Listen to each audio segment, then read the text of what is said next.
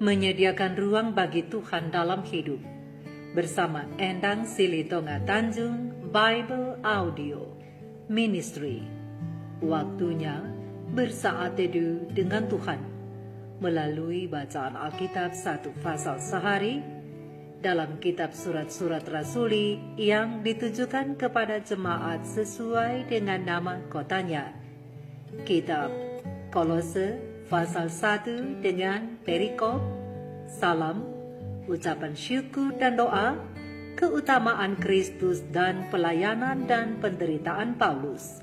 Mari baca Alkitab, mari dengar Alkitab, dan mari lakukan apa yang Allah firmankan di dalam Alkitab.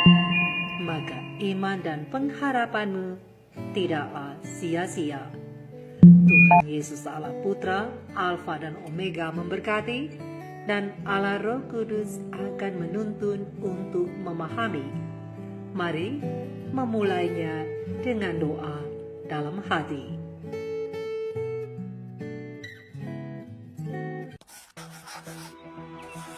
Dari Paulus, Rasul Kristus Yesus, oleh kehendak Allah, dan Timotius, saudara kita, kepada saudara-saudara yang kudus dan yang percaya dalam Kristus di Kolose, kasih karunia dan damai sejahtera dari Allah Bapa kita menyertai kamu. Kami selalu mengucap syukur kepada Allah Bapa Tuhan kita Yesus Kristus setiap kali kami berdoa untuk kamu, karena kami telah mendengar tentang iman-Mu dalam Kristus Yesus dan tentang kasih-Mu terhadap semua orang kudus, oleh karena pengharapan yang disediakan bagi kamu di surga. Tentang pengharapan itu telah lebih dahulu kamu dengar dalam firman kebenaran, yaitu Injil yang sudah sampai kepada kamu. Injil itu berbuah dan berkembang di seluruh dunia. Demikian juga di antara kamu sejak waktu kamu mendengarnya dan mengenal kasih karunia Allah dengan sebenarnya. Semuanya itu telah kamu ketahui dari Epafras, kawan pelayan yang kami kasihi, yang bagi kamu adalah pelayan Kristus yang setia.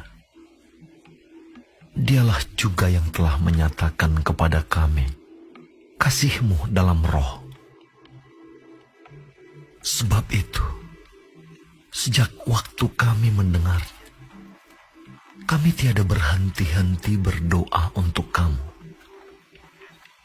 Kami meminta supaya kamu menerima segala hikmat dan pengertian yang benar untuk mengetahui kehendak Tuhan dengan sempurna, sehingga hidupmu layak di hadapannya, serta berkenan kepadanya dalam segala hal, dan kamu memberi buah dalam segala pekerjaan yang baik, dan bertumbuh dalam pengetahuan yang benar tentang Allah, dan dikuatkan dengan segala kekuatan oleh kuasa kemuliaan-Nya, untuk menanggung segala sesuatu dengan tekun dan sabar, dan mengucap syukur dengan sukacita kepada Bapa yang melayakkan kamu untuk mendapat bagian dalam apa yang ditentukan untuk orang-orang kudus di dalam kerajaan terang. Ia telah melepaskan kita dari kuasa kegelapan dan memindahkan kita ke dalam kerajaan Anak-Nya yang kekasih. Di dalam Dia, kita memiliki penebusan kita, yaitu pengampunan dosa. Ia adalah gambar Allah yang tidak kelihatan, yang sulung, lebih utama dari segala yang diciptakan.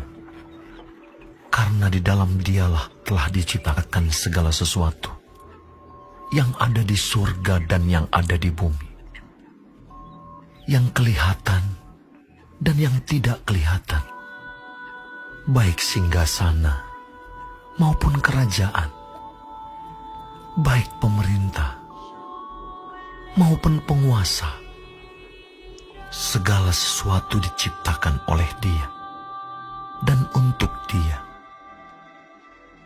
Ia ada terlebih dahulu dari segala sesuatu, dan segala sesuatu ada di dalam Dia. Ialah kepala tubuh, yaitu jemaat. Ialah yang sulung, yang pertama bangkit dari antara orang mati, sehingga Ia yang lebih utama dalam segala sesuatu. Karena seluruh kepenuhan Allah berkenan diam di dalam Dia, dan oleh Dialah Ia memperdamaikan segala sesuatu dengan dirinya, baik yang ada di bumi maupun yang ada di surga, sesudah Ia mengadakan pendamaian oleh darah salib Kristus. Juga kamu yang dahulu hidup jauh dari Allah dan yang memusuhinya dalam hati dan pikiran, seperti yang nyata dari perbuatanmu yang jahat, sekarang diperdamaikannya di dalam tubuh jasmani Kristus oleh kematiannya, untuk menempatkan kamu kudus dan tak bercela dan tak bercacat di hadapannya. Sebab itu, kamu harus bertekun dalam iman, tetap teguh dan tidak bergoncang, dan jangan mau digeser dari pengharapan Injil, dan yang telah dikabarkan di seluruh alam di bawah langit, dan yang aku ini, Paulus, telah menjadi pelayannya. Sekarang aku bersuka cita bahwa aku boleh menderita karena kamu, dan menggenapkan dalam dagingku apa yang kurang pada penderitaan Kristus untuk tubuhnya, yaitu jemaat. Aku telah menjadi pelayan jemaat itu sesuai dengan tugas yang dipercayakan Allah kepadaku, untuk meneruskan firman-Nya dengan sepenuhnya kepada kamu, yaitu rahasia yang tersembunyi dari abad ke abad dan dari turunan ke turunan, tetapi yang sekarang dinyatakan kepada orang-orang kudus-Nya. Kepada mereka Allah mau memberitahukan betapa kaya dan mulianya rahasia itu di antara bangsa-bangsa lain, yaitu Kristus ada di tengah-tengah kamu. Kristus yang adalah pengharapan akan kemuliaan. Dialah yang kami beritakan apabila tiap-tiap orang kami nasihati dan tiap-tiap orang kami ajari dalam segala hikmat, untuk memimpin tiap-tiap orang kepada kesempurnaan dalam Kristus. Itulah yang kuusahakan dan kupergumulkan dengan segala tenaga sesuai dengan kuasa-Nya yang bekerja dengan kuat di dalam aku.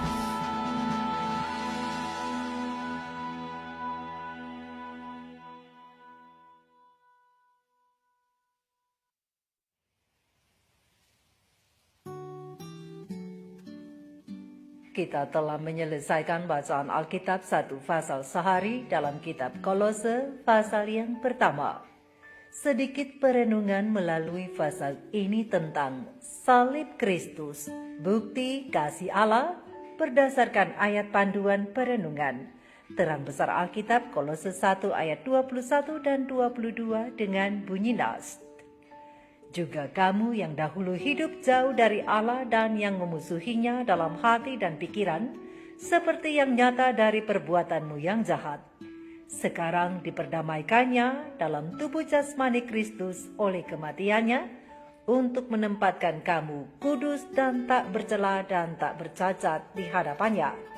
Sahabat-sahabat firman, sahabat-sahabat surgawi di mana saja Anda berada, seperti yang kita telah lihat saat kita membaca dan mendengarkan kitab Kolose pasal yang pertama, pena ilham ilahi roh nubuat kisah para rasul, halaman 397 alinea ketiga dan halaman 398 alinea pertama dan kedua menjelaskan bahwa dalam suratnya kepada saudara-saudara yang kudus dan yang percaya dalam Kristus di Kolose, yang ditulis sementara Rasul Paulus menjadi seorang tahanan di Roma, ia menyebutkan kesukaannya tentang keteguhan mereka dalam iman.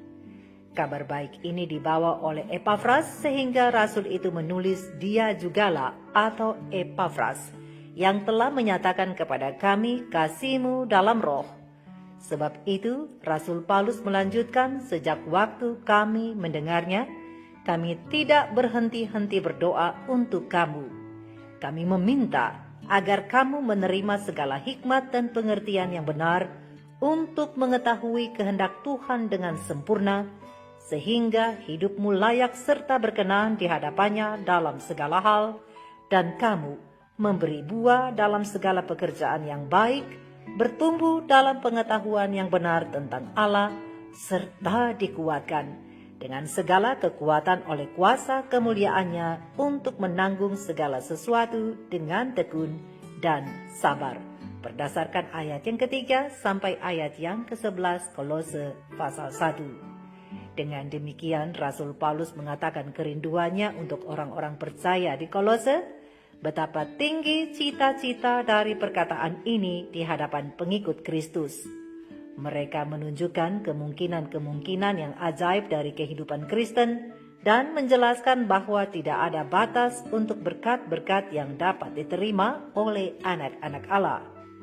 Bertambah dengan tetap dalam pengetahuan akan Allah, mereka meneruskan dari kekuatan kepada kekuatan, dari ketinggian sampai kepada ketinggian dalam pengalaman Kristen, sampai oleh kuasa kemuliaannya mereka dilayakan untuk mendapat bagian dalam apa yang ditentukan untuk orang-orang kudus di dalam kerajaan terang.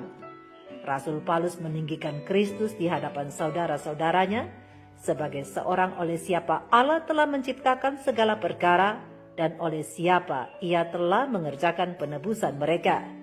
Rasul menjelaskan bahwa tangan yang menopang dunia di angkasa dan memegang peraturan yang rapi dan kegiatan yang tidak mengenal lelah dalam segala perkara di seluruh alam semesta adalah tangan yang dipakukan di kayu salib untuk mereka. Sahabat-sahabat firman, untuk itulah Rasul Paulus memulai suratnya dengan mendorong umat-umat Tuhan itu dan mengingatkan mereka akan kebenaran dasar ini, bahwa Allah telah melepaskan kita dari kegelapan dan memindahkan kita ke dalam kerajaan anaknya yang kekasih, berdasarkan ayat yang ke-13. Kemudian Rasul Paulus melanjutkan suratnya untuk menegaskan kedaulatan Kristus dengan deskripsi yang indah dan terperinci tentang karakter Allah yang agung. Seperti yang digambarkan oleh Paulus di sini, bahwa Yesus Kristus mencerminkan Allah yang tidak dapat kita lihat. Pena Ilham Ilahi Roh Nubuat dalam komentar Alkitab SDA Bible Commentary volume 7 halaman 906 alinea ketiga menjelaskan potret Allah yang sempurna itu. Kita hanya memiliki satu potret Allah yang sempurna, dan itu adalah Yesus Kristus, berdasarkan terang besar Alkitab Kolose 1 ayat 15 dan Ibrani 1 ayat 3. Sebagaimana Yesus berkata di dalam firman-Nya bahwa siapapun yang melihatnya telah melihat Bapa, Yohanes 14 ayat 9. Dia sudah ada sebelum adanya perputaran waktu. Dialah yang menciptakan seluruh alam semesta dan menyatukannya.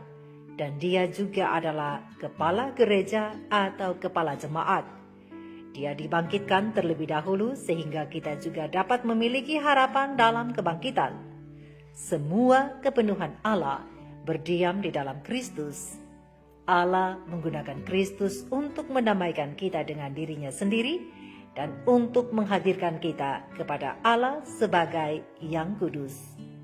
Oh, karena pengorbanan Kristus, kita boleh berdiri tanpa celah di hadapan Allah selama kita tetap teguh dalam iman kepadanya.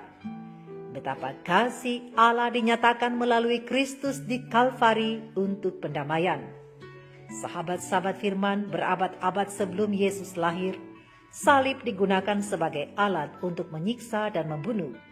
Sebagai contoh, pada tahun 519 sebelum Masehi, Raja Darius pertama dari Persia menyalibkan 3.000 musuh di Babel.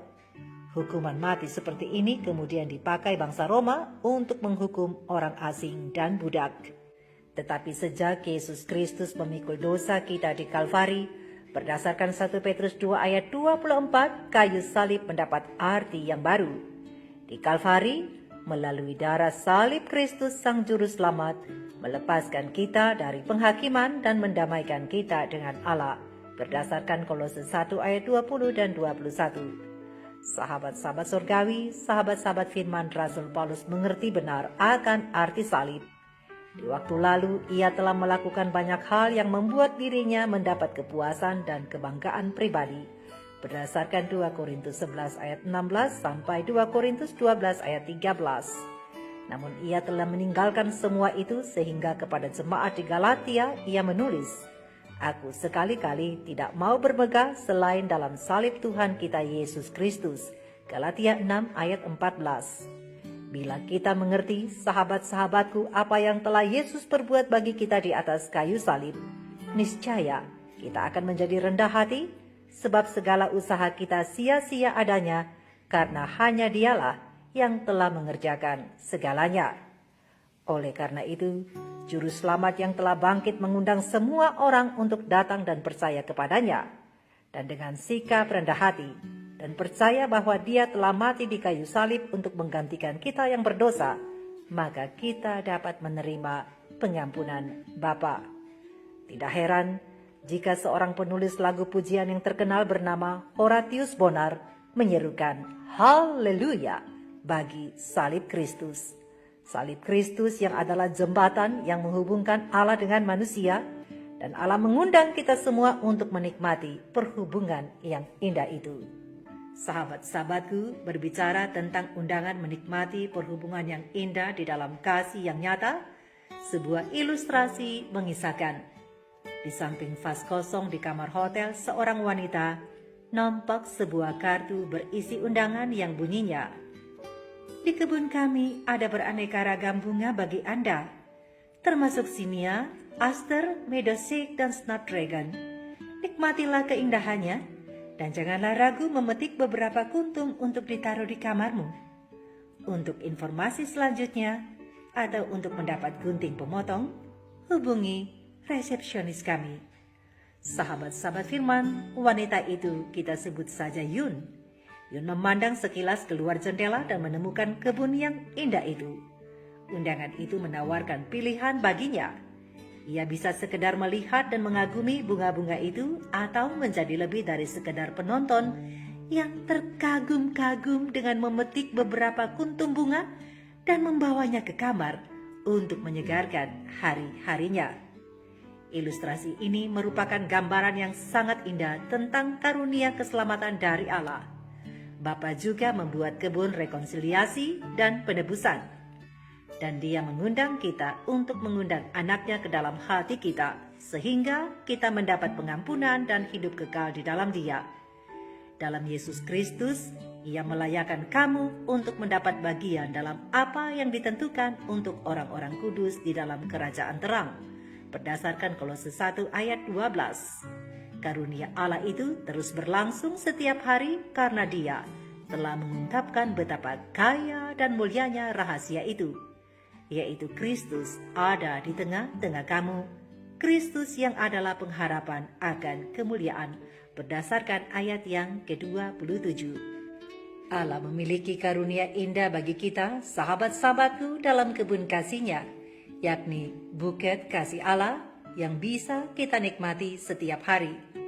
Keselamatan adalah karunia yang disediakan untuk dinikmati sekarang dan selamanya.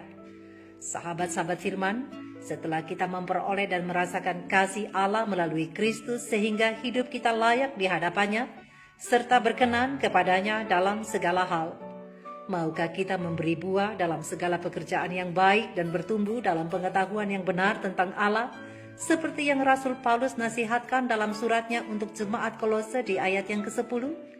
Ingatlah, kita sudah menerima bukti kasih Allah yaitu Kristus. Untuk itu kita diingatkan kembali bahwa kehidupan kekristenan itu harus berbuah. Buah yang dikehendaki Tuhan untuk kita hasilkan bukanlah sekedar bisa membawa orang datang ke gereja dan menjadi anggota gereja. Tapi yang terutama sekali adalah bagaimana membuat orang lain terpengaruh dan dibawa untuk memiliki karakter seperti Tuhan Yesus yang penuh kasih. Apalah artinya tampak sibuk keluar masuk gedung gereja atau memiliki jadwal pelayanan yang super padat jika karakter hidup kita tidak mengalami perubahan? Sebuah pelayanan yang benar-benar berdampak dan dapat diteladani orang lain adalah jika anak-anak Tuhan memiliki karakter seperti Kristus. Ingatlah, sahabat-sahabat firman, tidak ada khotbah yang lebih nyaring suaranya selain dari perbuatan anak-anak Tuhan itu sendiri. Sebagaimana Allah telah melakukan yang terbaik untuk kita melalui Kristus putranya. Oleh sebab itu perhatikanlah kemurahan Allah agar kita boleh menghasilkan buah, walaupun kita harus rela kehilangan segala kesenangan daging, meninggalkan segala kenyamanan dan menjadikan Tuhan sebagai kesenangan satu-satunya.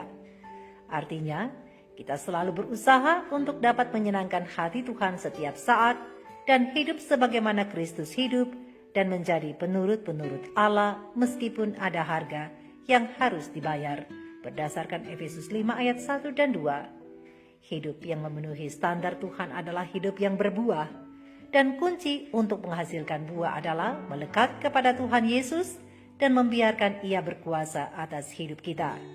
Sekarang sahabat-sahabatku, apakah Yesus berkuasa atas hidupmu? Karena Yesus berkata, barang siapa mengikut aku, ia tidak akan berjalan dalam kegelapan, melainkan ia akan mempunyai terang hidup. Yohanes 8 ayat 12. Dan sahabat-sahabatku, apakah engkau taat dan setia mengikuti Dia dan berjalan dalam terangnya? Seperti sebuah syair yang mengatakan, tidak ada kegelapan bagi kita yang tinggal di dalam Yesus. Terang dunia adalah Yesus. Kita berjalan dalam terang ketika kita mengikuti pemandu kita, yaitu Yesus sebagai terang dunia. Sahabat-sahabat firman Allah ingin kita berjalan dalam terang putranya dengan mengaplikasikan kasih Allah kepada dunia dan bukan terus berjalan dalam kegelapan dunia. Karena Ia telah melepaskan kita dari kuasa kegelapan dan memindahkan kita ke dalam kerajaan anaknya yang kekasih. Kolose 1 ayat 13. Mari kita renungkan ini bersama. Tuhan Yesus memberkati kita semua. Maranatha. Shalom.